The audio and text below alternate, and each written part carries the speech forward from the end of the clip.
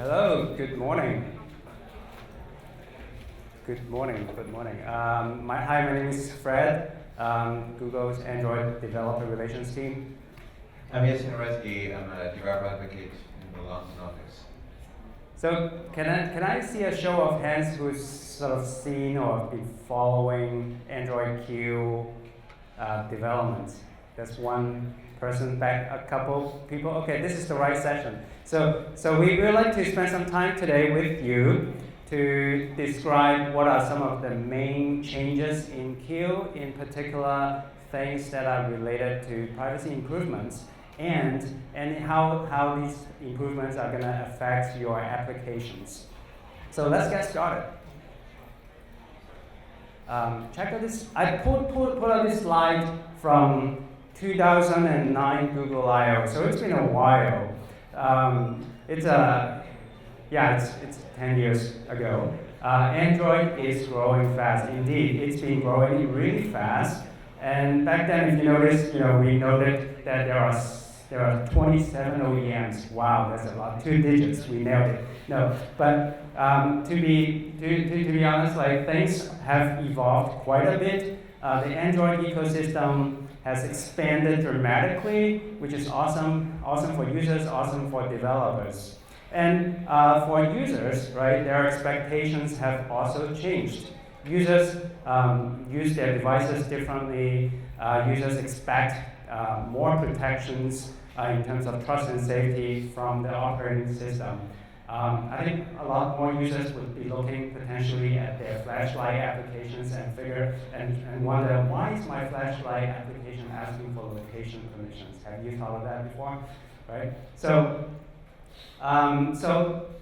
user trust and safety has been core in Android, right? And since many releases ago, we've been putting in a lot of related enhancements in the operating systems, and we're not stopping, right? So when we planned for Q enhancements about a year ago, right? So we knew that user privacy and trust would be core and center for the operating system. And I'd like to talk through a little bit on how we think about the general landscape.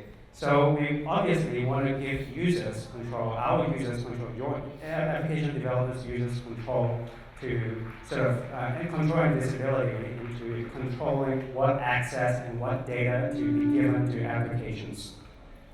And for users, we wanted to provide systems UI and other elements like dialogues, permission dialogues, and so forth to give them control.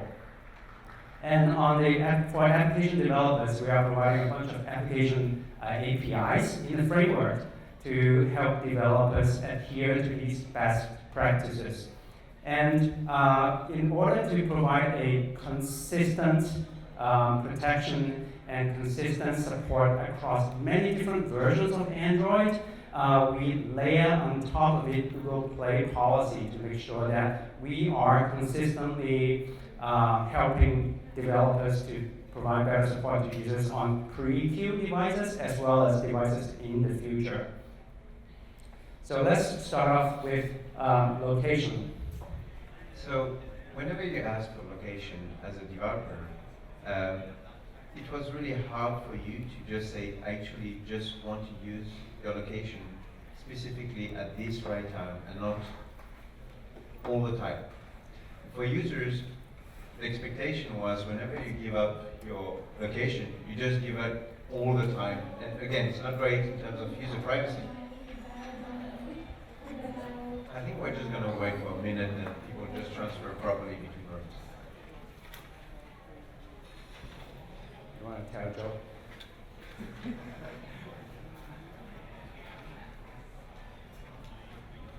Alright, my bad.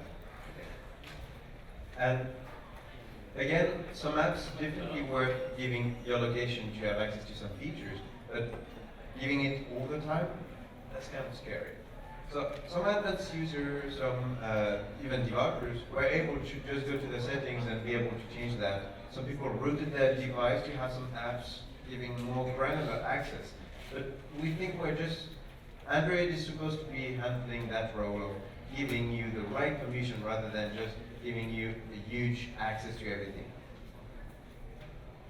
And again, the user expectations were just not great. People were complaining, how these apps having access to my location all the time? Like, what's the point of it? And again, as a developer, you may just don't want to have it all the time, but that's what will be the user perception whenever he grants you that. So in Android Q, what we're doing is we're bringing this granularity. So some apps, there is definitely usage to use it only when you open the app, so when the app is considered in a foreground activity. There would be having access all the time for maybe some GPS apps or applications that have a specific purpose on that. You may imagine, for example, a train app showing you notification about your commute time in the background. So that would be a proper usage of having background location access. But for many apps, including games or weather, you just want to give that whenever you actually need it, not all the time.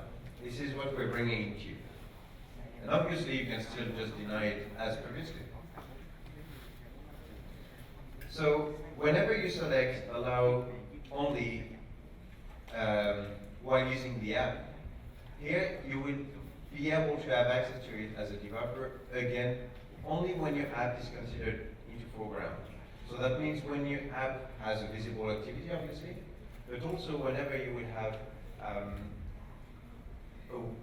your activity being just your activity being into the foreground while having like a while in display mode, and I will just highlight more details there. You have also the case where you have a GPS application giving you direction, and you can see you have the notification just highlighting that. The other great part we're bringing here in Q is the fact that whenever your application is using your location, as a user you will be able to notice that. So it brings two challenges. The first one is, well, you can't hide away anymore, so great for user privacy. The second one is, whenever the user might see an app having access to your location, they might say, hey, wait, I wasn't expecting them to have access now. So it would be much easier for them to just click on the notification and be able to change the access grant. So in the future, you should always double check whenever a user grants the location access or not. I would add to it that even before Q, right, any permissions in general, that's also a possibility that users can go back to settings and potentially revoke that in general, not only limited to location as well, just as an FYI. That was something that was possible, but the fact that now it's definitely more visible, you should expect users to change that. So again, back to that use case where a train commute application may ask to have access only while using the app. So by default, you open my train commute app. Here it's just a simple app. Don't worry, it's not a real one. You want to show the timetable of your next train, you will have this kind of permission. Up straight, asking for all the permission all the time doesn't make sense, and you will definitely have a lot of refusal from users. The other interesting part here is you can actually access the background user location afterwards. You can ask for it afterwards. So in this use case, you open my train commute app, you have the timetable, your user already granted it. But now you want to say, hey, do you want to have notification whenever the train is empty or when it's the right time to go to the train station? At that point, you can have the incremental user screen.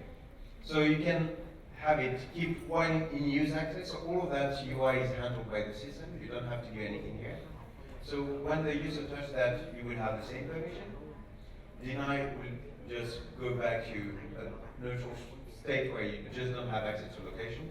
And finally, allow all the time will get you that upgrade needed.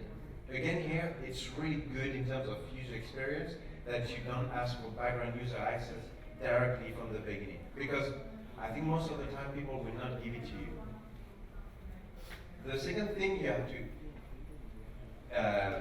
revolve around whenever you're developing around user location access is whenever the user don't grant you please just don't tell them, okay, your app is not working or your app is crashing. You should be able to present a way to use your app that doesn't have access to that. So for example, some taxi application, whenever you don't give them location, they will just let you write your location in a user box, in a text input. So that's a great way to show that, okay, I didn't have your location. It may have been a better experience, but I will still let you use my app and not just crash it like many developers do in Fortran. So before Droidcon, you just needed one permission. So in this case, it's course location. So for the one who didn't play with location permissions before, course give you a city-wide level location. So in this case, it would be around Ho Chi Minh city GPS coordinates. Find will give you the most precise one. And finally now, from queue, when you target queue, you will need to have the access background location whenever you need it. You can't again do it like previously and don't explicitly show it. The other part to do is you should always request permission and be able, whenever you will ask for the access course location without having the background one, you will have the screen that I showed you earlier. And whenever you need all the time, you just put the right permission for that. Maybe the last really important thing is whenever you need permission, or even though you already have been granted, please always double check that. Because the user may change the location while your application is in usage, or even when they close it, they might still change the permission for that. So if you don't have it, or if you think you have it, just double check again because that may not have been the case since the last time you checked. Same thing for background. Overall, for any type of permission, double check. Just don't assume you have it. Back to that foreground access, whenever your app is considered into foreground, so obviously when you have a visible activity, like in this case, but also as in the second one, where you just have an active notification. So the active notification means you can't close that notification, you can slide on the side. Whenever you touch it, you actually have to close the app to remove that foreground access. Last thing, whenever you need that foreground access, your foreground service needs a location type. So you need to add this into your permission XML file, into your manifest file, sorry. And that's targeting, it's new in queue, but we're just hoping all of you start to use it as soon as possible. So the foreground service type, stack to the target SDK. I think currently we're not targeting queue, but you should definitely prepare yourself to that. And please don't do like, unfortunately, some developers waiting the last moment to update that. Just change it as soon as possible, bringing and giving more transparency and control to users, as well as preparing yourself to test any edge cases on that. Can I ask a question? Who is already targeting 26? Android P? No? Okay, 25? Is anyone targeting something here? Do you have any Android developers in the room? No, just kidding. So, like, I assume folks are targeting to a value that's below 25 at this point. Is that right? Can you yell? Can you just say out loud what numbers are you targeting right now? 27. Okay. Why did you raise your hand? No, just kidding. Okay. So we have 27 and 25. 25?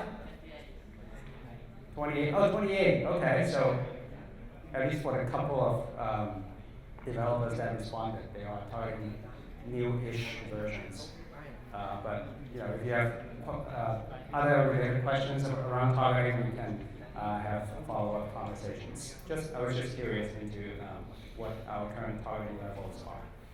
So now we're letting Fred talk about external storage, which is a big deal. All right, cool. External storage is one of the more frequently used feature on Android, as you probably know. For example, it may refer to things such as the SD cards, which can be removable or not these days on various devices. So it's a great feature that gives developers flexibility and extensibility to store files. For example, if you are a music player, you can obviously include your MP3 files on the external storage, which is less costly than internal storage. But I think it comes as an expense before Q, where for some users, they are sort of upset about different apps are creating some random files all over the place on their SD cards. But also for developers, if you have created some files that are considered secret, for example, for your applications, you don't want other applications to be able to read that information in some cases. So to enhance the support in these areas, we've sort of upgraded the support in Android Q. But before going into how it's going to work in Q, let's sort of talk about before Q what external storage behaves like. So above there we have internal app storage, which is only private to your applications per your package. And on the bottom we have the common storage or external storage. And then there's a section within the external storage that any apps can access without permissions in their package-specific directory. But at the same time, any other applications with the right permissions for external storage, they can read-write anywhere on the external storage.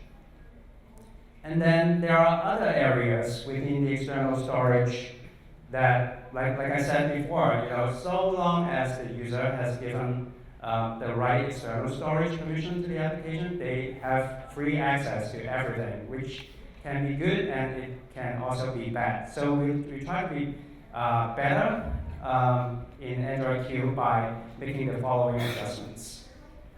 So we're not touching the internal app storage part. That part still works the same as before.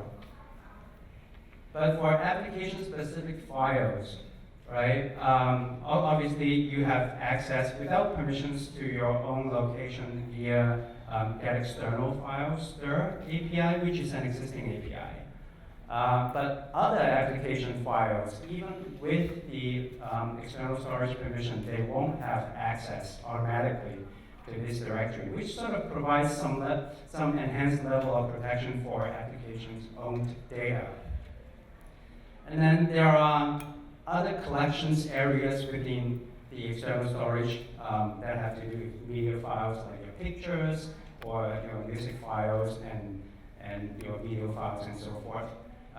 So for applications, you don't actually need to acquire any user permissions in order to write files to these locations. But if you want to be able to access common music files or media files written by other applications, you will need to acquire permissions in order to do that. And the recommended API that developers should be using is Media Store, which again has been an existing API in the Android framework to access this information. And then lastly, there's the downloads collection, where no permissions are needed.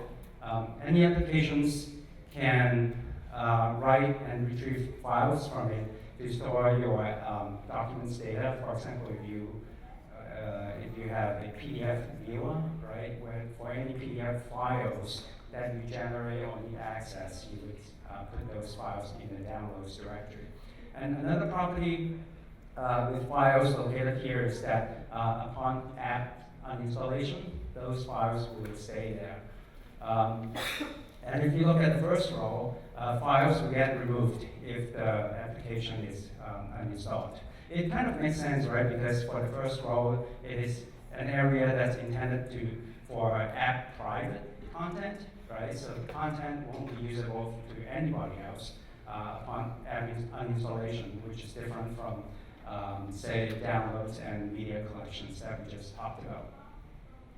And then also for downloads directory and any other locations on the external storage, you can use the file picker, which is part of storage access framework to access. It's more privacy friendly in the sense that the user will be presented with a system UI, just like the animation that we see this one, just like the animation that we see on the right hand side, so that they can pick and choose what folders or what files that they want to give access to the application. So the main point here being the users will be given a choice to do that. They can grant access or they cannot grant access. The choice is up to them. Let's look at some code. As I mentioned earlier, let's say if you wanted to write some new files to the media store, you would be using the media store API. It's an existing API where at a minimum you provide a name and MIME type for the files that you want to store, just like here, but there are other fields available in the API reference. And let's say you are a camera app with face verification or any filter features, right? Applying a filter on a large image, for example, could take time. And that's where this pending flag comes in, right? If your application needs to run some long-running processes to generate files, and while you're doing so, before your operation completes, you don't want the files to be readable by other applications. And that's why you sort of specify this is pending. So I'm still working on it, it's not ready, but I am intended to put a file in the storage when it's done. And then last, you call this insert call to make the files available. And then let's have a look at a couple other snippets. So this is how you would write it. You would call the open file descriptor call, right? So let's say if your application also uses some third-party libraries, native libraries, the recommendation similarly is to pass file descriptors around into native libraries. And then remember this pending flag that we just talked about, right? When you are done with processing the files, and if you want to mark the files available, visible by other applications, you would set the is pending flag to 0 in this case, meaning that, okay, I'm done. I want my files to be available for other applications. Okay, let's talk about finding files. How do you discover new files or new content in general in the external storage? There's a few points, right? This data column has been around for a while in Android, but it's now been deprecated because the actual path on the external storage is sort of defined by the operating system right now, so we've deprecated that. So if your application is currently relying on this data field, we recommend you can figure out some other path to go forward. And then we talked about file descriptor, just use it instead of raw file path, like / external storage, something. Don't directly access the path. Okay, let's have a look at some related code. So there are 3 different scenarios. Let's say I want to find all video files. You just call get content URI, which is straightforward. But like I said before, for any pending files that are not completed, you won't be able to see those in this particular call. But what if you want to see them? You pass the returned object collection into a new API set include pending, so it will generate another return that would give you access to any pending content within your external storage. So we sort of saw this API already, open file descriptor. I just wanted to reemphasize that it is the recommended way of accessing files instead of using raw file paths.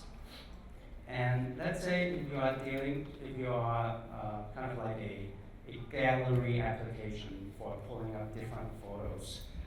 it's not very efficient to pull up the full picture, right? Because they could be 4 megabytes, 10 megabytes, they're huge. But what if you just wanted to pull up pictures for preview in a grid UI, for example, right? So there's a new API where you can specify a scaled down version. For example, here 640 by 480. You want to pull back a scaled down version of the files so that you can process the content more efficiently. Okay, so we just looked at discovering files. How about editing files? How about if you want to make some changes to the files? Storage permission, which I think all of you should be familiar with already. You can continue using that to discover and read media files owned by other apps. But again, for apps that your application creates and owns, you don't need to request for permissions, which is a nice thing because you don't want to have too many permission requirements in your applications. And then you would be using the relevant update, delete, open calls to access the files. And these calls will require user to grant their access if the files that you want to access were created by other applications. And then there's this new exception. Well, this is not new. There's this new exception semantics that we'll see in a minute to show how application developers can sort of recover from cases where you don't have permission to access the files. Okay, so let's say if your application tries to make some changes, in this case, delete a file, there's a possibility that the files that you are trying to delete might be created by some other applications, and therefore you don't have the permissions. In which case, the system would throw the recoverable security exception as a signal to the application that, hey, something is wrong, you don't have permissions, but there's a way for you to recover. And here's how. In the catch block, we would do this thing to highlight to the users that, hey, you're trying to make some changes to a file that your application does not currently have access to. Do you want to fix it? And if the user says, yes, I want to fix it, then that gives your application a chance to modify the permissions and continue access.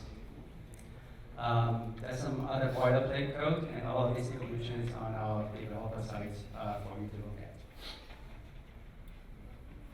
Okay, so next part, I don't know if any of you already had this bad scenario. Okay, we have someone there. Did anyone have that? So basically, for the one who don't know it, it's basically you have an application open, and you just have one opening on top of the other, and you didn't ask for anything.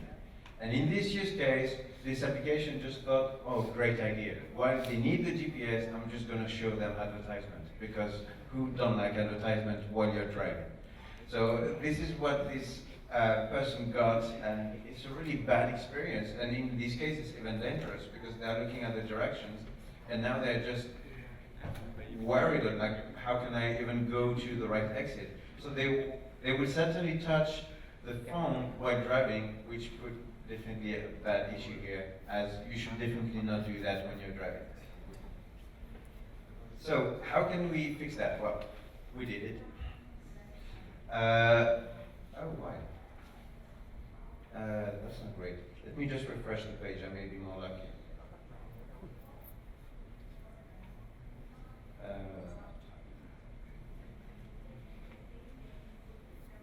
Sorry. Yeah, no, okay, I'm not lucky. I will try to do it because I think for the ones who don't know, I really want to show you how painful that was.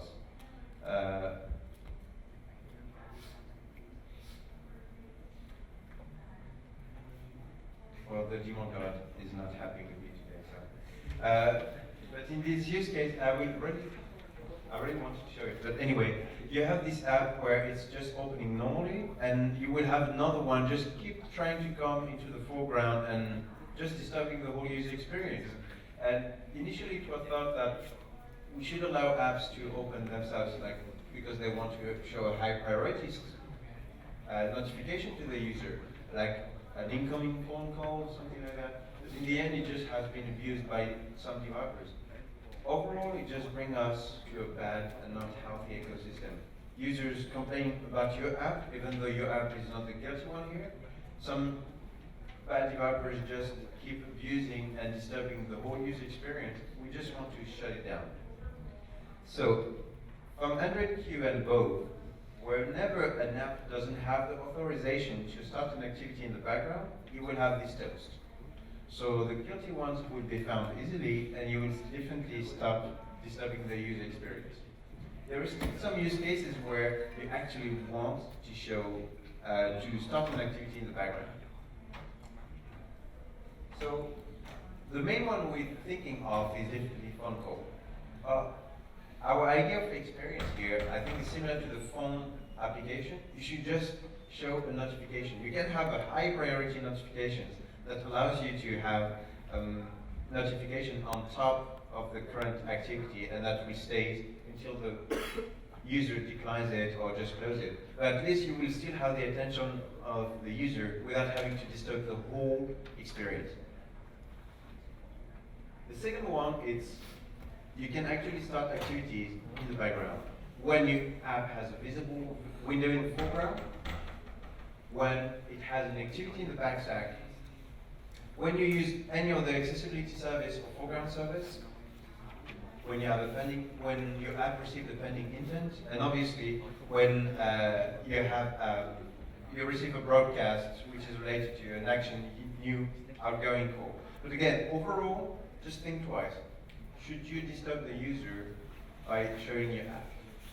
Overall, most of the time, you don't. And that's how you should think about using your application in this case. Now I want to show something else by Fred on how some apps were still trying to get over your privacy and just messing up with that. Right. Have you guys seen similar user feedback on Play Store and your app stores? Okay, so another thing that we are trying to put some restriction on is access to non-resettable device IDs. So what are they?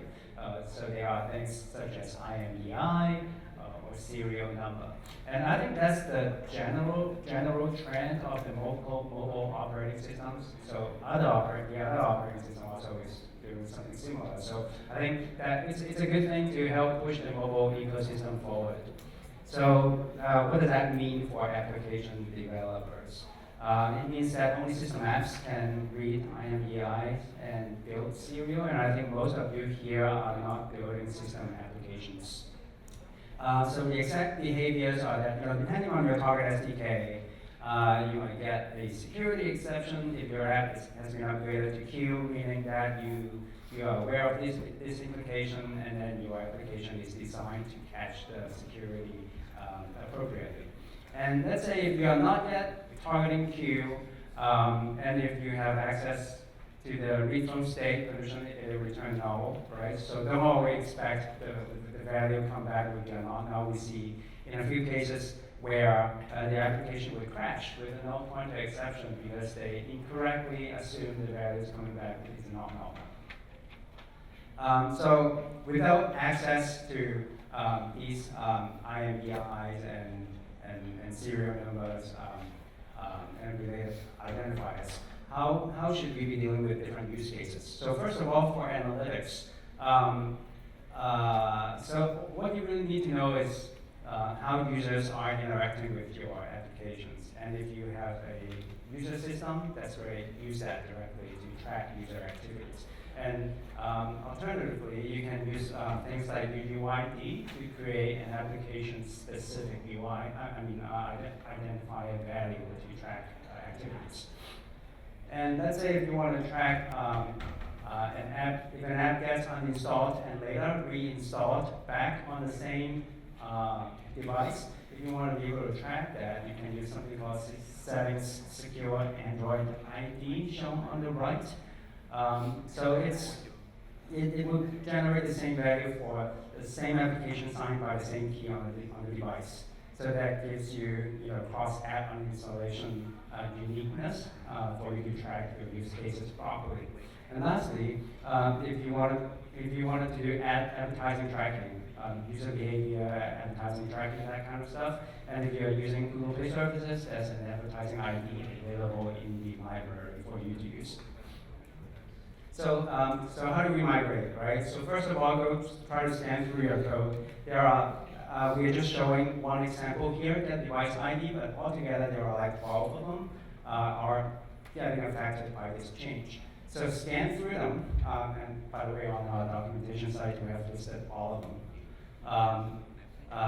So after going through it, try to ask yourself this question: do you still need read phone state permission? Because what we found is that a lot of applications request read phone state permission just for the purpose of getting access to IMEI on pre-queue, right? So if you are updating your application to get rid of the dependency on device ID, you can potentially remove this permission as well. So it's simple, strike it out from the manifest. The other part is, for the one who didn't use that in their application, whenever you may have installed a game, some games want you to have access to your phone calls. Well, this is why you are having this permission. And for most users, it was disturbing. Oh, wait, I'm just trying to play some silly game here. Why do you need to have access to my phone calls? It was to mainly have access to the device ID. But again, the fact that it's tied to that permission, it just confused everyone. We're fixing that here. Right. So, the cleanest way is to go into your manifest and remove the declaration of the permission. But in some cases, we know that on pre-queued devices, you might still be needing the ID for whatever things, in which case you can add a filter to say, hey, I wanted to remove this just for anything beyond a certain API value. The other part to know is we found out some applications were using your network capabilities to be able to figure out where are you. And in some cases, it made sense to have a better precision, specifically for apps who try to use location indoor. But some other apps just try to find a sneaky way, unfortunately, to have your location, and it's not great for user privacy. So, from targeting queue, you will not be able to toggle the Wi-Fi on and on from an application using the Wi-Fi manager set to Wi-Fi enable. You can have a pop-up notification asking you to enable one, but that will be through a system UI thing, and you can't do it directly by yourself. The second one is only system apps or device policy controller can invoke those two APIs related to configure, network, and update network. So here we're thinking enterprise application have a specific use case here where they just want their employees to have access to the enterprise Wi-Fi, and in this case it's okay. Or some system apps, but apps from the Play Store should definitely not have access to that. The second part is telephony, Wi-Fi, and Bluetooth scanning were useful, but again, sometimes they were using for advertisement, fingerprinting, or user location, or getting the user location without having to ask for the location permission. And now, you can only have access to those if you ask for precise location permission. So in this case, course or find location. But you can't have access. You can't have access without asking for location. So here it's really to similar to the read font state. We want to bring more granularity and more sense for user and to understand and control their privacy. It's not to be against developers. It's just to bring transparency and control. So yeah, those APIs will only be accessible now if you have the location permission. So another capability that's available on Android Q is on a particular device, one application can have the option of sort of listening to the audio output from another application. But the key thing is that we want to make sure that the user and the applications consent or agree to doing that. In particular, the source application and the user, or application B and the user here. And let's have a look at how we can do that. So for the application, there's a new API where you can use to generate this system dialog to alert to the users that, hey, do you want to allow this to happen? Because potentially the users may not want to have some audio content captured, or for applications, you just don't want to do that in various cases. But the main thing here is that the user will be given this system dialog so that they can make an informed decision. Another interesting thing here is usually whenever we think about accessibility, we think about disabled people who may not be using the font in similar way as someone who is not disabled.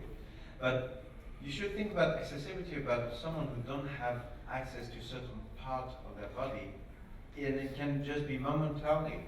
And in this case, imagine you're in a meeting or you're in a room where you can't put the sound. Right, so wait for you to still use applications that use the sound and understand what they're saying without having to use, I don't know, a headset or a headphone where you might not be able or have authorization to do that. Please just don't do that whenever you're studying in one of these rooms with your teachers. You should focus on your course. So we talked about how users can be given a chance to make a decision. And for application developer, remember the source application on the right-hand side? We wanted to give app developers full control as to whether you want to allow your audio content to be captured on the system by other applications. So here's a few things that you can do depending on your target SDK. There are various levels of access that you can grant to the system applications and third-party applications on the device to be able to capture any audio content. Okay, so I think we sort of talked through a lot of the key things or key changes in Android Q that could affect your privacy, but why don't we do a recap on some best practices that are important. The first one is, do you really need the data?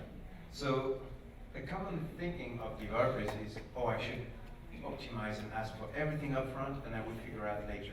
Well, here you may lose the user trust. You're just consuming the user data, and in some countries it's not unlimited.